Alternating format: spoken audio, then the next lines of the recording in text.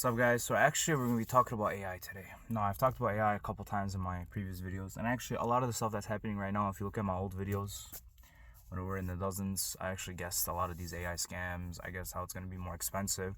I guessed all of this, and if you don't believe me, go watch those videos. They can prove that I was right. And again, I knew this stuff because I did research on it, and I saw the same similarities as the dot-com bubble, where they overhyped the internet, and they overinvested, and they used it to basically also offshore in the early 2000s, late 90s, and then it just all came crashing down when the return on investment wasn't what people thought it was going to be. But let's talk about the AI scam no one wants to admit is happening right now, because companies sold this fantasy that AI was going to replace workers because it was more efficient and cheaper. But now reality is starting to hit. Training and running large AI systems is insanely expensive.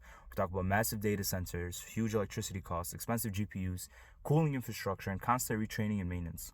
Even companies leading the AI boom have admitted this. NVIDIA executives and industry analysts have openly discussed how expensive AI infrastructure is becoming. Major AI companies are burning billions trying to scale these systems. A lot of these AI companies are operating at enormous losses right now, hoping that they will eventually dominate the market. But that's the problem. A lot of this is not profitable yet. Honestly, none of it is profitable yet. It's all speculative. It's why investors are now pressuring these companies to actually show returns after years of AI will change everything hype. And now corporations are also using AI as a cover for layoffs. That's the part most people are missing. Company announces we're restructuring because of AI. Sounds futuristic, sounds innovative, but then you take a closer look, and a lot of the work is getting offshored, outsourced, or dumped onto remaining workers. Sometimes AI isn't about replacing the worker or the employee. It's being used as an excuse to cut the employee to meet their quotas and to meet their shareholder values. And workers are seeing right through it. Because if AI was truly replacing humans efficiently right now, why are so many of these companies still struggling to make these systems profitable?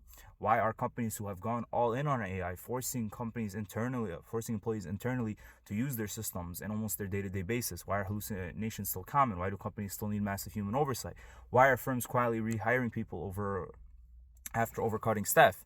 The answer is because reality is more complex than hype. And don't get me wrong, AI is a real technology, but it's more so like a librarian who has photographic memory and is like almost a child you have to coax. But corporations are using the fear around AI to reshape labor markets. People are applying to hundreds of jobs, ghost listings are everywhere, entry-level jobs want 5 years experiences, wages don't match cost of living. At the same time, they're announcing record margins. So people feel gaslit. They're told the economy is strong when they can't find stable work. The disconnect is why trust is collapsing, because more and more people are realizing a lot of the modern job market is built on appearances, investor confidence, and cost cutting, not actually creating stable long-term lives for the average American worker.